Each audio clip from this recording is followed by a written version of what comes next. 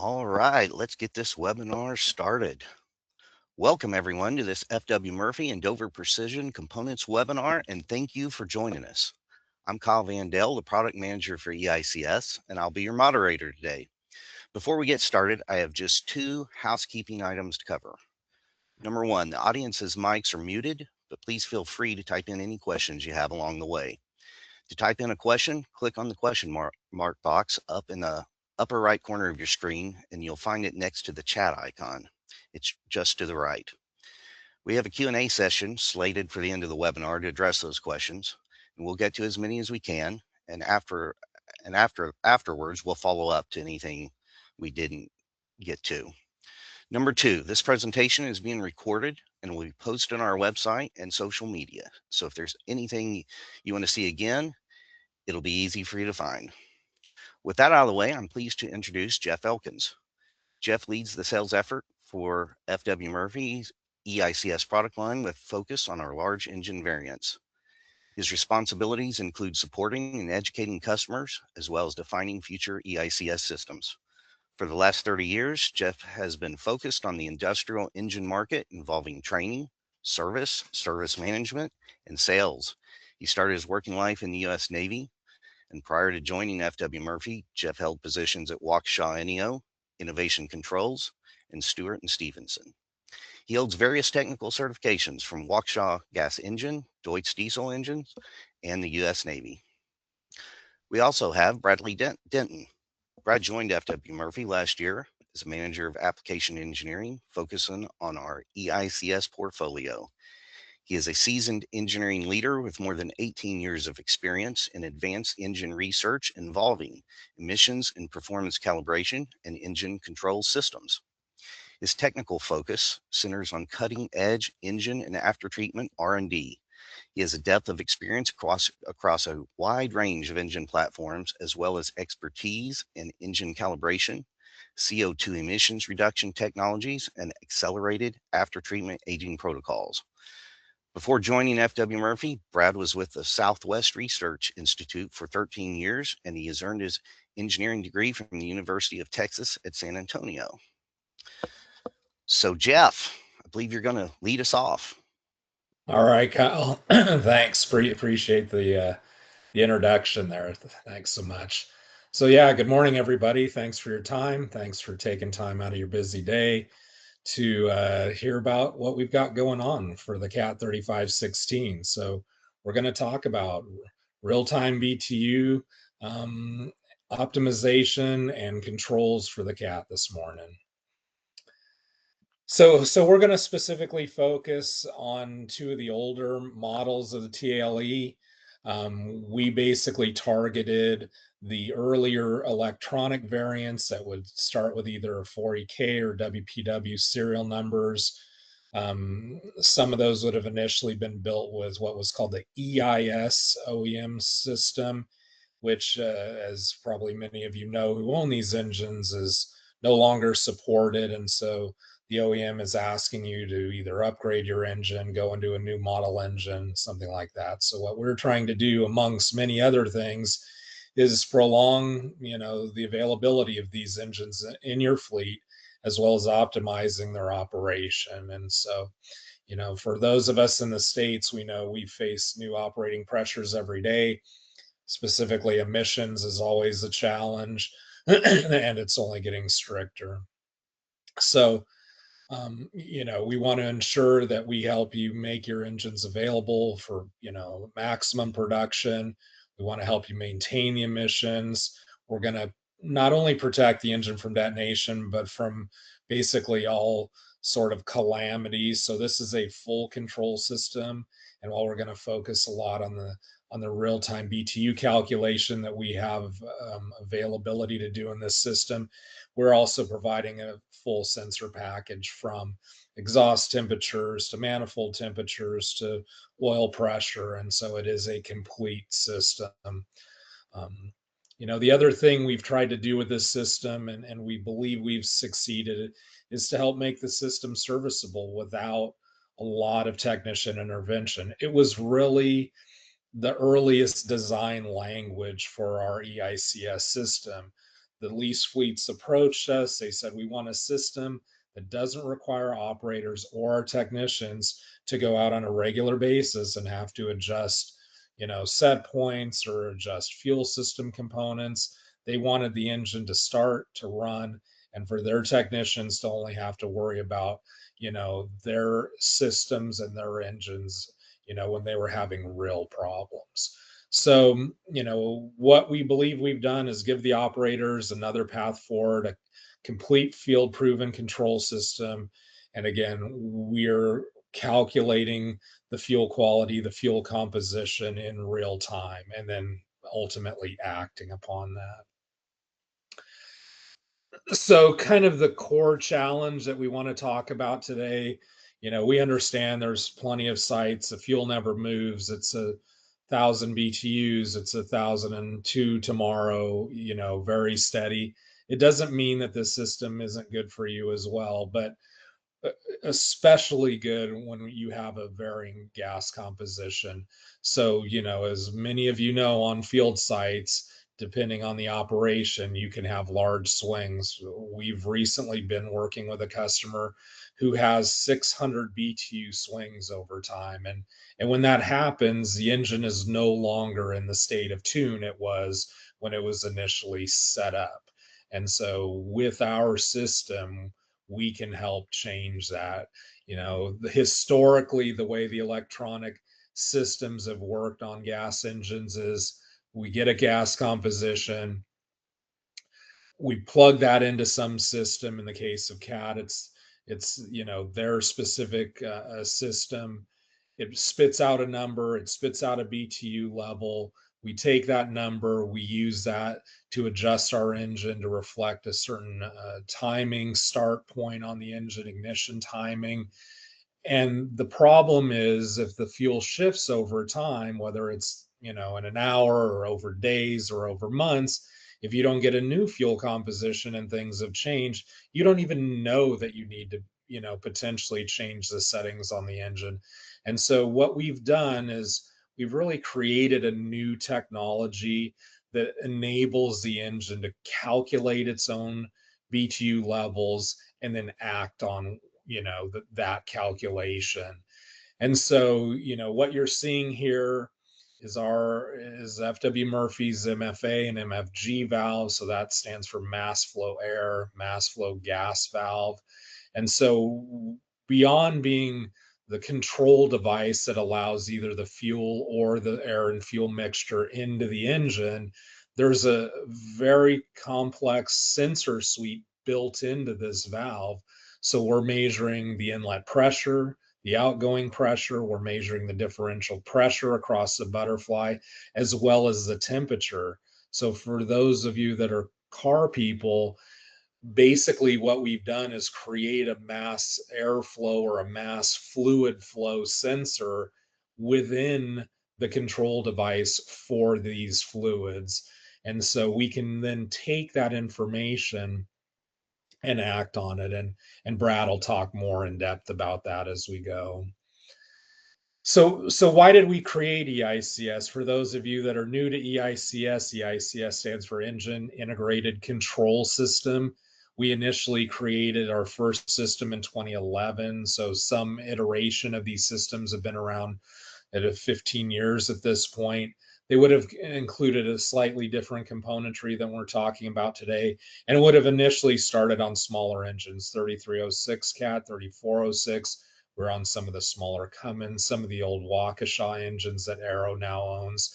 But again, as I said before, the design language, especially from the lease fleet operators, was make a system that I don't have to send guys chasing all over the countryside to keep in a state of tune. And so we did our best to accomplish what the request was. And ultimately, it was so well received that some amount of kind of leverage was then presented to the OEMs to start providing engines without control systems on them so that EICS could be installed once the engine either reached the packager or reached its final destination. So very well received by the market. We moved into the larger engines, initially with the Waukesha VHP about a little over 5 years ago now. And that would have been the first engine to use this MFA and MFG technology that we're talking about today. So again, kind of to summarize what I'm saying, we design this to maintain continuous emissions, to reduce those manual adjustments necessary, to improve the engine's diagnostic capability and its serviceability, and then to support that consistent performance if and when field conditions were changing. So what is it? Again, as I said, it's a complete system. So our system uses two ECMs. Just for clarity, why we do that, our ignition channels and our detonation sensing channels are actually built into our ECMs. So as opposed to having multiple boxes hanging on the side of the engine, like a lot of the OEM systems or even some of the other aftermarket systems do, we're going to hang double ECMs. They're going to be interconnected, speaking to each other through very fast CAN messaging. And then ultimately that'll be tied back either into our mini panel, into a Murphy Centurion panel, or back into ultimately the compressor control panel. So like I mentioned, we use our MFA MFG technology. What that's going to mean, and what you'll see as we get further into presentation, we no longer have carburetors or mixers on these engines. So those components have been removed. So we have to physically take care of the mixing beyond this mass flow strategy that we're operating under. So we also think we give the customer a path for easy skid integration. With an FW Murphy panel, there's no longer a need to have dual panels, so we can bring an EICS integrated unit straight into a C5 panel so that the operators, the customers, only see a single HMI on the panel, and the units are communicating with each other, as opposed to this kind of two panel system or two HMI system that so many of us have been working with for a very long time at this point. This is considered, we call it a turnkey package. So we've done all of the calibration ahead of time. We brought a CAT 3516 into our test facility. We hung the components on it. We worked through the calibration over months, if not a little over a year, to achieve a system that was literally ready to start and operate, right after you've installed it. We test the engine from pipeline quality gas, which we're typically running on in our test cell, but all the way through propane. So these engines have been tested and calibrated from 900 BTUs upwards of 2300 BTUs, and we blend along the way, so we really know how the engine acts and reacts across a complete set of BTU levels. Again, the system has the full diagnostics built in, which helps the technicians. The technicians can ultimately, through our M-Link device, look at the engine's operation, fault messages, what have you, on a cell phone, so any internet connected device. And then I guess I jumped ahead a little bit. We have our remote monitoring and analysis product called the M-Link.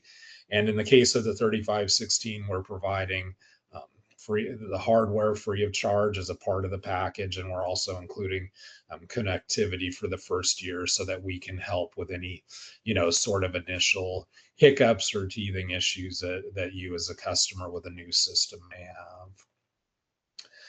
So what are we doing with the legacy system? So the legacy system, like so many other gas engines, you're going to have, one, two, multiple mixer diaphragm, spring-based mixer setups. You're going to have linkages that tie it all together that operate butterflies in the engine. Again, you're maybe going to have some simple inputs. I'm going to input a methane number that's going to set a certain starting ignition point, right? So all of these things require technician intervention for kind of best possible outcome. And so again, we're eliminating all of that stuff. The mixer's gone, the butterflies are gone. We're handling that in our valves. The methane input is unnecessary because we're calculating the BTU and then acting on it. So, what we saw, right, because the challenge was just not to make the control system, but we were challenged by the field to make a control system that we could drive emissions down on these older engines. And so, we saw the restrictions in these original designs as being, a potential hold, something that would hold us back from allowing us to reach those lower emissions. And so basically we've replaced this entire stack coming out of the intercooler down to the intake manifold with our own design, because we're fueling, we're mixing, we want to do a good mix through that period. We're controlling the throttle, and so all of that is now gone in favor of our design. And ultimately the result is emissions and performance depend heavily on component condition, talking about the original system, setup accuracy, stable fuel quality. Any of those things change, vary, all of a sudden you've got an engine not running in its ideal state. So I've kind of already hit on this mass flow MFA. Okay, so that's our mass flow air valve. Again, it's going to excuse me, measure and control the combined fuel and airflow, right? So the fuel's already starting to be mixed by that point with the air as it goes through our MFA. We actually are running two MFAs on this system. And then we've got a single MFG, mass flow gas valve. And so that's specifically controlling and metering the gas going into the system. We've got our two ECMs. They're going to take that air fuel flow. They're going to compare that to real-time models. And then as changes happen, the system's going to adapt control targets to keep the engine in its most efficient point. So this is just kind of a mix of pictures. It shows kind of how our system breaks down, what it looks like fitted to the engine. We're also showing there on the right, there's probably an example of about 100 of these. So we did flow dynamic studies, modeling to kind of ultimately arrived at what would give us the best mixture on this engine, the most complete mixture. That mixture starts to happen at the front of that system coming out of the intercooler. It goes through a fixed venturi there that helps, kind of atomize and start that mixing process. You can kind of see in that diagram, that model, the venturis going into the MFAs are different heights. So we did a lot of kind of, I don't want to say trickery, but, a lot of examining at what would cause and give us the best mixture. And these were some of the ideas that ultimately helped us. We open the MFAs at slightly different rates to kind of force the fuel in a particular direction as it passes through there. And then we've got a kind of a set of perforated baffles below the MFAs prior to reaching the intake manifold. Ultimately, we proved this out.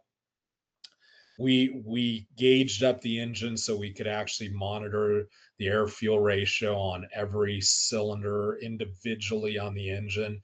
And we know early on we had a couple cylinders on the end of the engine that were running leaner than the rest. And as we forced the engine into a leaner mixture, those cylinders would go into a lean misfire. We went back, we, tweaked our design and ultimately came up with a good, steady, consistent mix across the engine. So what comes in the kit? I'm going to kind of next go into, the kits themselves. What are the variants in the kits? What different kits do we have available? So again, as I said, it's a complete engine control system, sensors, harnesses, ignition coils, any bracketry you need, all inclusive. Um, and so we've got two main kits. One we call our standard kit, one we call our low NOx kit, right? So the low NOx kit, obvious, that's where we have, NOx regulation requirements, 0.5 gram, 1 gram or less. That's going to be the kit you need. Our standard kit, in kind of ideal conditions, can achieve 1 gram. It doesn't reliably keep you there. That's the purpose of the low NOx kit. So really our standard kit, we're we're usually more comfortable to recommend that when the customer's, 1.5 gram, 2 gram operation. They've got easy limits to meet in their particular, site location, or international locales where emissions are not a concern today. The standard kit gives you everything you need, including the real-time BTU calculation, but without some additional costs necessary, as the low NOx kit requires some more specialized components. Both systems include ignition and knock protection. Again, we provide the coils, we provide basically our own valve covers to accept the Murphy smart coil, right? So that's all inclusive in the kit. One difference now you start to see in the low NOx variant of the kit, to achieve that ideal kind of half or slightly sub half-gram level, we are using a pre-chamber spark plug in that system. It made a massive difference in the system's ability to take the engine to those lower NOx levels. Then in the low NOx kit, we're also including direct NOx sensing. So we have a NOx sensor and all the hardware necessary to hook that up. Brad will take us through that. We also have an electronic exhaust bypass control and an electronic wastegate for us that like that terminology better. So we're providing our own specialized wastegate with spring rates that we prefer for our operation in there, as well as the componentry then to actually operate the wastegate in real time. Again, removing the technicians need to adjust wastegates in different conditions. And then we've got one additional package we call our elevation enhancement package. So if you're operating the engine at elevation, you can't take heavy D rates or D rates, I should say, not heavy D rates, but you can't take D rates that using the original turbos may cause. So we have a different set of turbos. We have our own bespoke intercooler design, and then we have all the piping and hardware necessary to hook that up. And Brad will go through that further. So this is basically the lineup. We have our standard kit, think international, not heavily regulated NOx. We have our low NOx kit with 2 set points, 1 gram and a half a gram.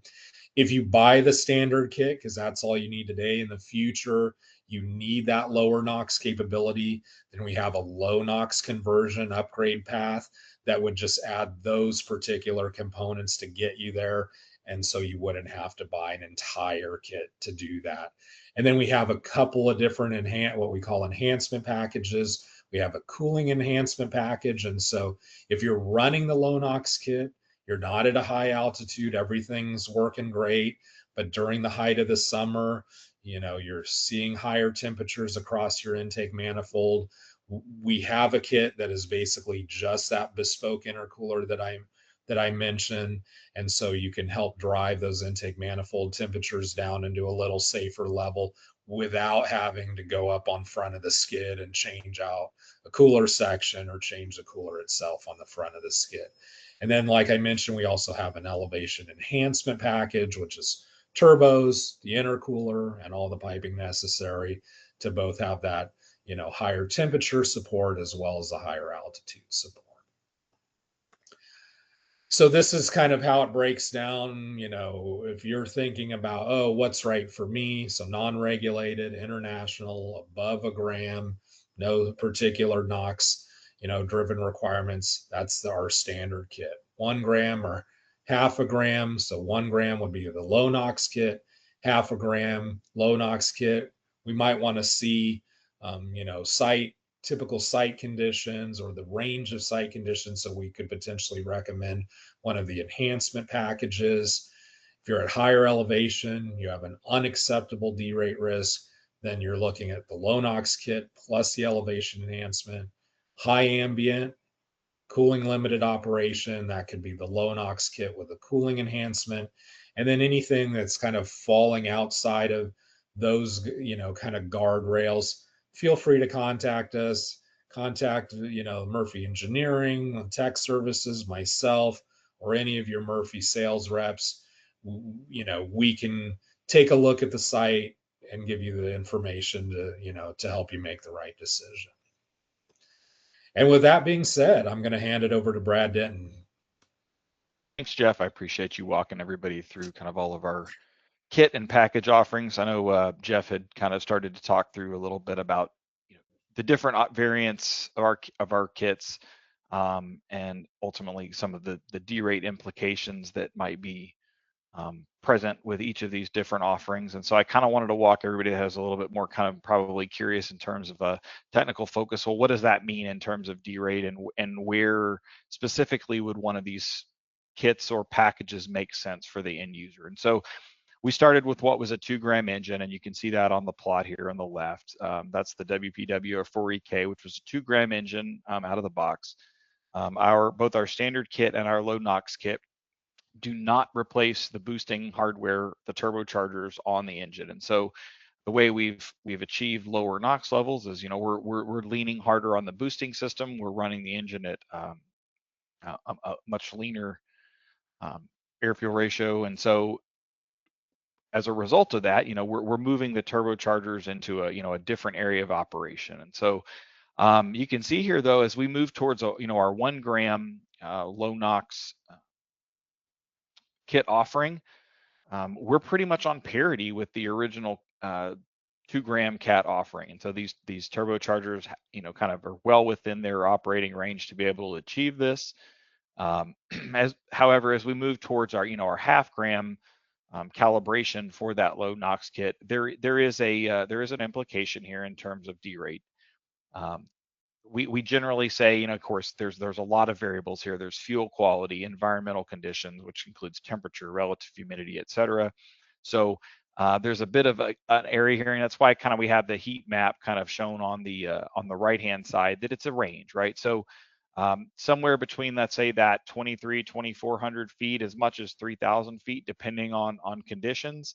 That very well may be a perfectly acceptable range where the low NOx offering is going to be completely workable for the end user. However, we have an additional offering, or actually 2 package offerings, that kind of, Jeff had alluded to, that kind of help steer us around some of that. And of course, that the flagship offering ultimately is the elevation enhancement package. And what that does, though, is that that includes a new set of turbochargers, right? That's kind of the key here, is that once you've reached the operating limits of the kind of compressor and turbine match of the existing hardware, it replaces that, right, with everything you need to steer around that. And so pretty much lands us right on parity with what you would expect out of a CAT kind of LE Plus offering. We'll talk through a little bit more about the nuances and details of that kit in an upcoming slide. So to kind of summarize a little bit what Jeff had said, the standard kit, it's going to be for sites that have low NOx or no NOx compliance requirements, let's say an international zone. It is an air fuel ratio targeting system. It is not doing closed loop control like our other system, which I'll talk about. And of course, it does include our ignition system, detonation detection, which has smart coils, so you're able to see the ignition KV values coming off of each individual cylinder. And even our standard kit has the real-time BTU that we talked about, and we will talk about more in detail in a little bit.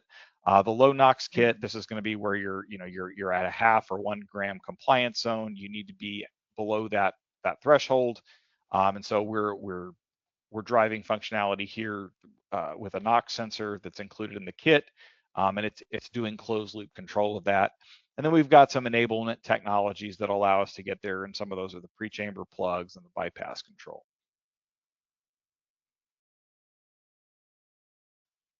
So we've talked a little bit about how these systems kind of move the needle in a favorable way with regards to upgrading the detonation detection kind of system, and ultimately protect the engine in a better way than what the original offering was. The original CAT offering used 1 NOx sensor per bank. We do offer 2 NOx sensors per bank, so for a total of 4. And of course, the NOx sensor placement is extremely important. So what we didn't want to have happen, is it gets calibrated on the dyno. We're able to detect the frequencies and correlate those with which cylinder is actually knocking. And so placement is critical, right? So what do? We created an engineered solution that ensures that the customer has those NOx sensors in the right place. They're mounted correctly every single time, regardless of which engine this, where this is. And so what we've done is we've created engine covers that are included with the kit. And those have NOx sensor mounting bosses, and they go on the engine and they tell you right where the NOx sensor should be and what cylinder that NOx sensor should be on. So every kit ends up with the NOx sensors in the same location, ensuring that that NOx calibration is spot on every single time.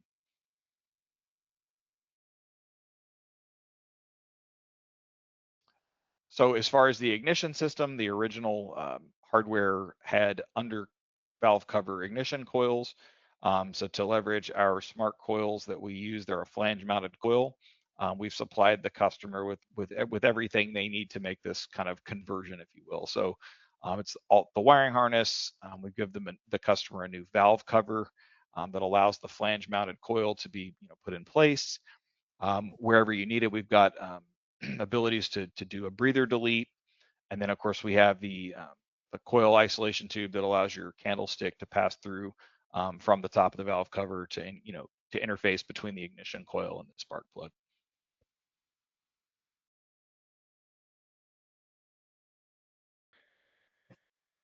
And as I'd previously mentioned, so our low NOx offering, it's doing closed loop NOx control. And so to do that, you have to have a NOx sensor on the engine. We're using an industry standard NOx sensor that's supplied with the kit. And this is how we, this is the value that we're closing the loop on. So it gives a direct NOx ppm measurement. That measurement is visible through the HMI at the unit itself. And it can also be viewed over MLink, and it can be trended over time. So you can look at time-based trends of NOx. Everything is included. So we give the customer the sensor, mounting harness, heat shield, etc. And one of the things that we do here to kind of ensure that we always have a nice clean installation is we include a spacer ring or an adapter ring that basically allows the customer just unbolt their exhaust system from the flower pot. You insert this ring that's kind of shown down in the bottom right hand corner, and it ensures that the placement is consistent every single time. It allows you to install your O2 sensor, your WAGO sensor, as well as your NOx sensor. And of course, this makes it clean. It's in the same location. You've got the right mounting boss. You're not having to, have somebody pull a hot work permit to drill and weld a bung onto the exhaust that might not be in the most optimal location. And so we can ensure consistency and make sure that our calibration is reliant on the fact that the sensor is installed correctly, there's no leaks, and is in the same place every single installation.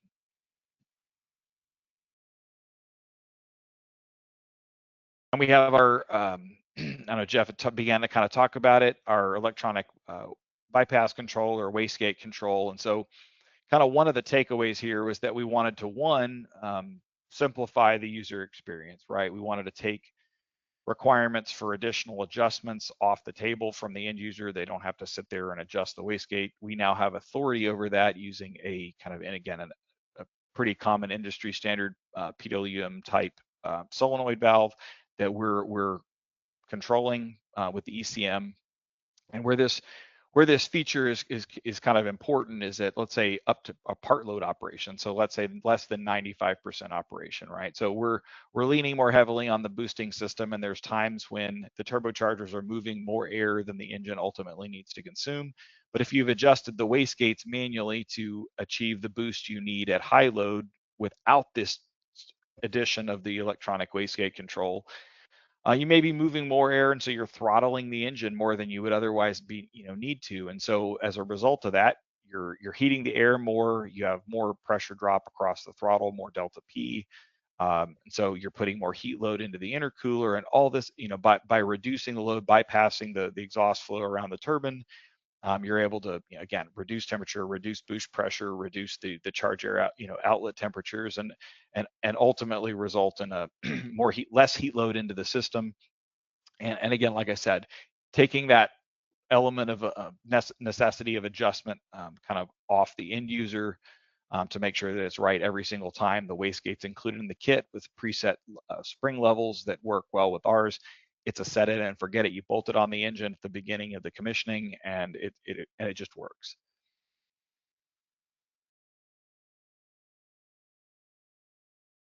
And so let's kind of get into our upgrade packages. So we have our kind of full elevation enhancement package, and what is that, right? So we talked about it a little bit. The goal here is to, when you don't really have any appetite for any type of D-rate, right? You really up to say 550, 500 feet. You want to make sure that you have maximum operating capability with as much headroom as possible.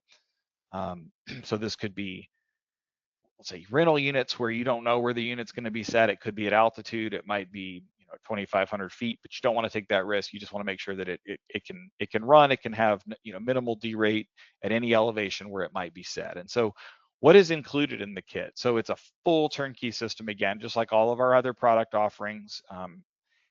You purchase the kit, the boxes show up, and everything you need is there.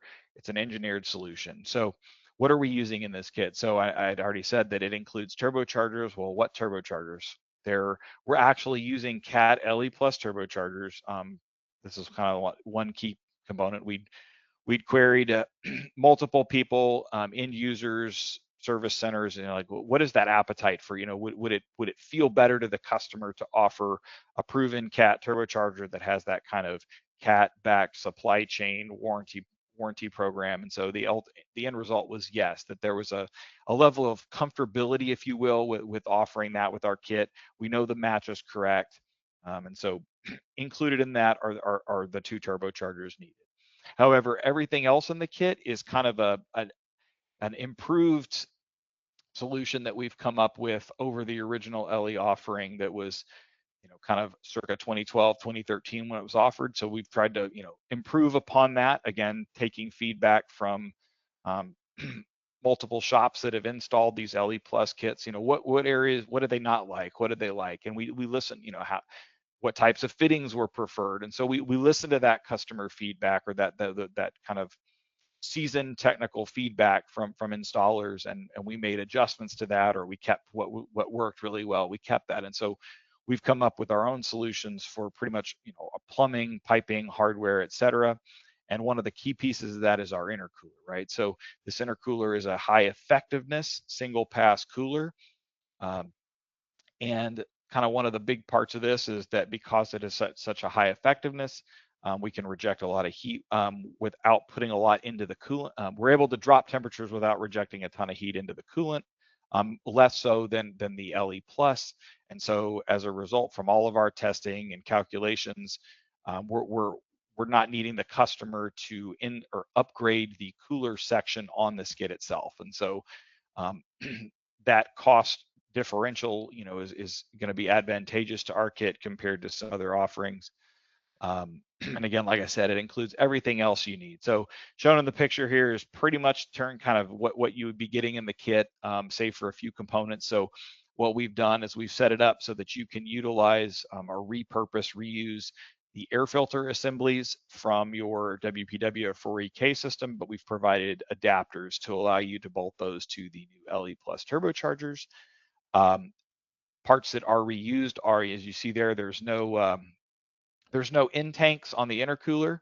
Right now, the boost pipes just go to nowhere. But the idea is that we would supply gaskets with the kit.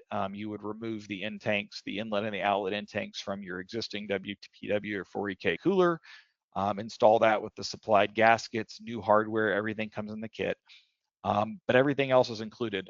New FW Murphy hot or cast boost pipes, coolant lines that adapt to the existing original feed lines for the cooler, oil lines, water lines, and every bracket needed to make the install possible. And so with that, we kind of said, okay, well, maybe there's the need for the cooling side of this, but without the full cost associated with having all of the turbochargers and everything else. So for those customers that may not be at a high altitude, but want to knock down 15 to 20 degrees or more of manifold temperature with just the installation of the cooler, we're offering the cooling enhancement package, right? So it's the same cooler, it's included in the other kit, same coolant lines, adapters, everything you need to bolt this cooler to your engine, but allows it to work with the original boosting system that was on the 4EK engine.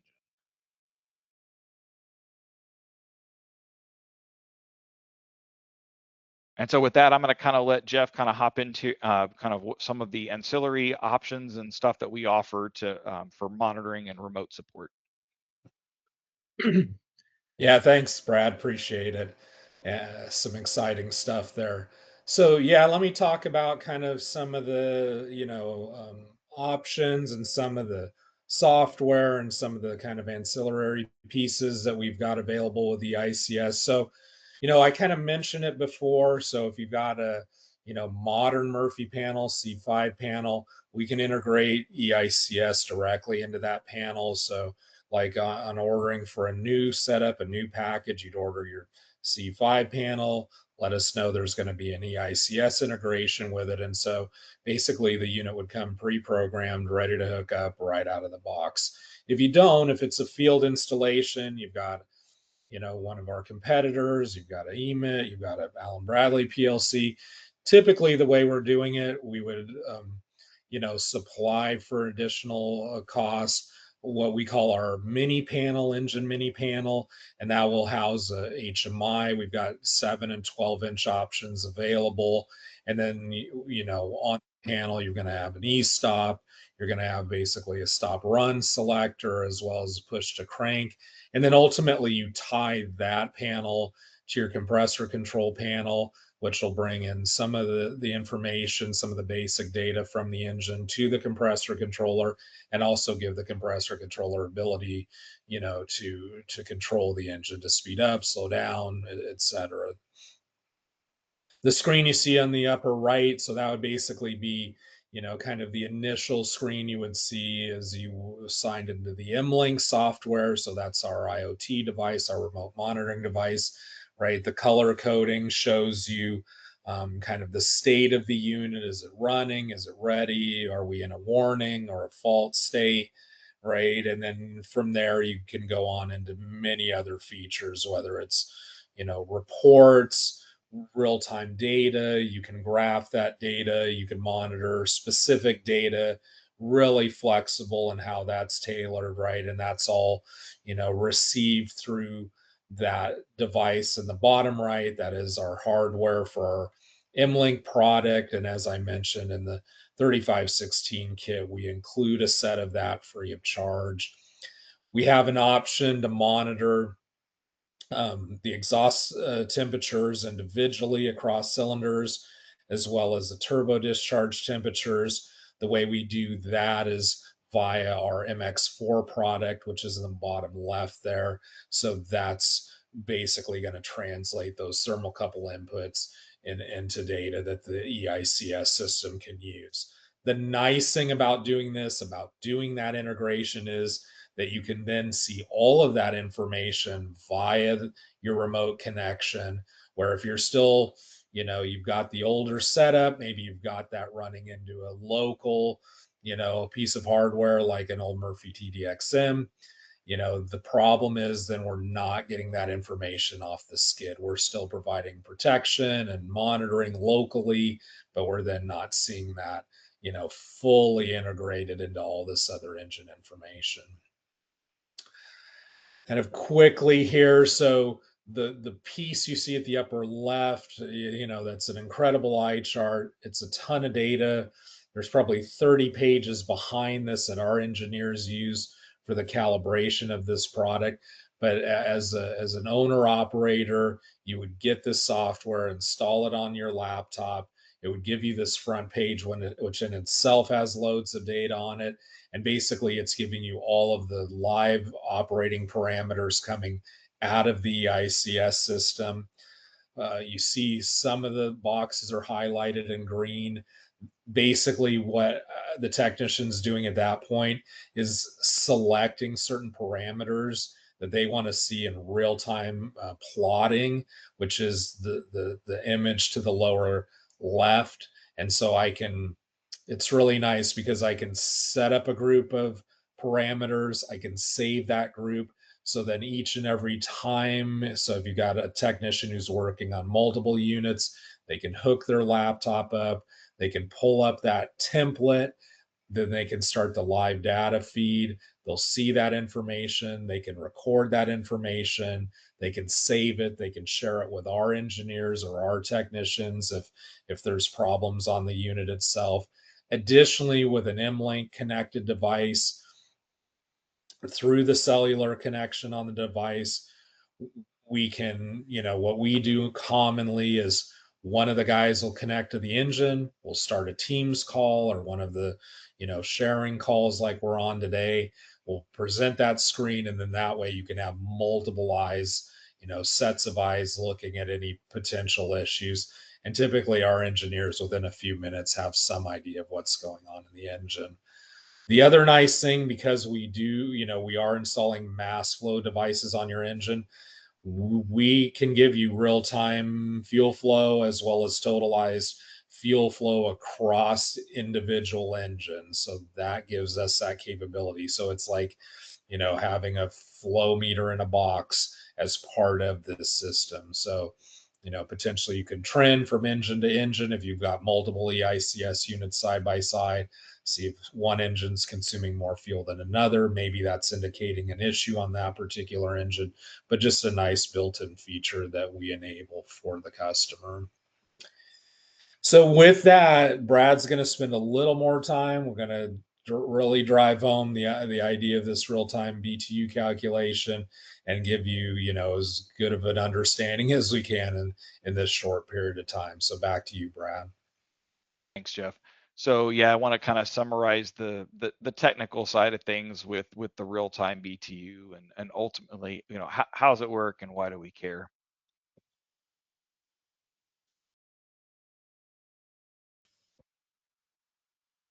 So as Jeff talked about when he was talking through the MFA and MFGs, they're not just a throttle, right? They're not just an electronically controlled throttle blade. There's much more to it than that. So they've got inlet, outlet, delta pressure, temperature, and so as a result of that, we put every single one of these throttles on a calibration stand when it's built, when it comes out of the factory. So it gets flowed against a set of calibrated, NIST traceable calibrated LFEs, laminar flow elements that are, in different sizes. And so it runs through an automated process and it basically gets treated like orifice flow. So we're able to correlate the pressures and ultimately from the temperature, the density, we're able to actually have a direct mass flow measurement from each of these devices. And so as a result of that, through back-end calculations, we understand how much fueling and air is required to hit a specific equivalence ratio at a given BTU. So if we have shifts in the BTU from, we can then correlate disparities in our, let's say, our kind of our adaptive metrics to kind of achieve the correct air fuel ratio from, kind of feedback from the sensors. We're able to look at that, and through an extensive calibration process on the dyno by sweeping through different fuel compositions or different fuel BTU values, we're able to correlate kind of what's going on under the hood with those deviations and how those correlate to the actual BTU of the fuel. So through some algorithmic stuff that's happening on the back end, where, like I said, we're able to correlate metrics that we're able to directly measure and do a pretty good, awesome estimation of what the actual BTU is of the from the fuel. And so as a result of that, we're able to make informed decisions on the spark time in the engine as needed to make sure that we're not knocking. We're not having to rely on the knock sensor to pull out timing, right? We're already selecting the correct timing kind of values, timing maps for the engine based on the BTU of the fuel and not being reactionary. We're getting the air fuel ratio, and of course, ultimately, if necessary, if the BTU elevates to a point where you really can't pull out any more timing due to exhaust temperature concerns, we begin to we can load limit the engine as a result of that BTU value. So we're able to keep everything in check. The engine stays safe, healthy.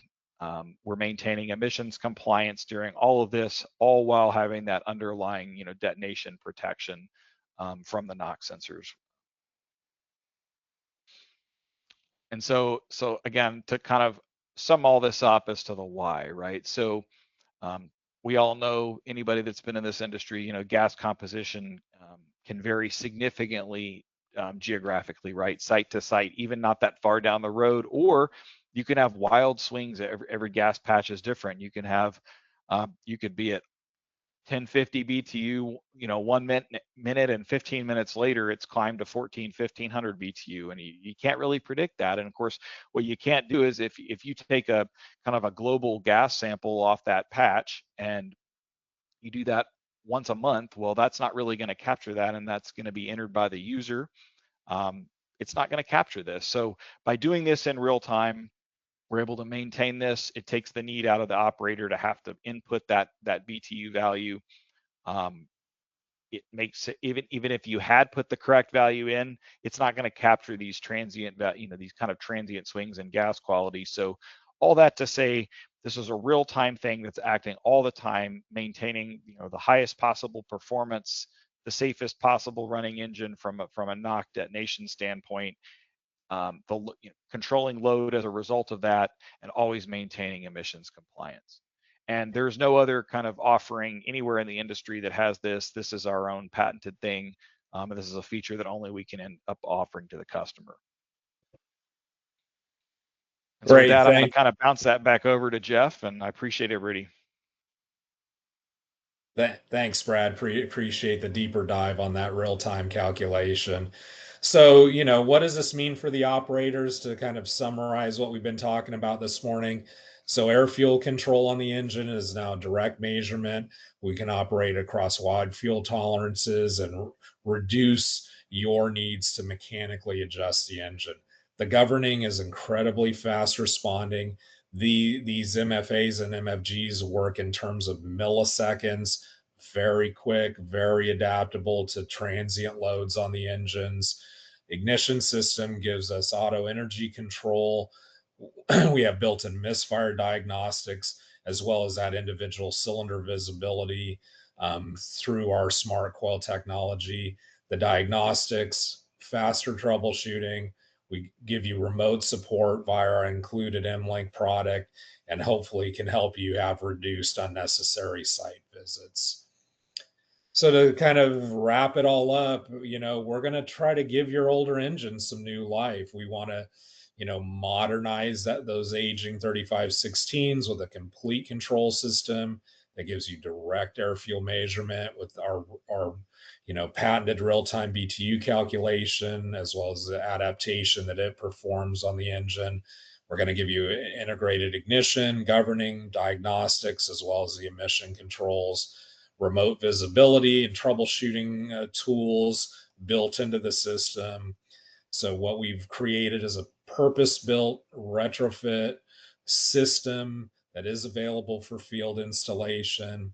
And so ultimately the result is fewer manual adjustments, stronger emissions confidence, improved serviceability on the engines with better protection across, you know, varying and changing BTU conditions. So you know, I appreciate it. And now we're going to get into the Q&A section of the presentation. Thank you so much for your time this morning. All right. Looking through the questions here, we have some good ones. The first one is a technical question, and it involves the AFR curve. So on the AFR curve, as one moves leaner, NOx drops, but CO climbs. Are we including an oxidizing catalyst with this system, or how are we dealing with lowering the CO? So this system, we do not provide with a catalyst. Generally, that's provided by the end user. We have provisions for making small NOx trim adjustments as a result of whatever catalyst and oxygen kind of storage and that customer's catalyst is, but we do not provide that with our kit. And like I said, that's generally provided by the end user. All right. Are we entertaining any ideas of making an EICS system for the CAT 3600?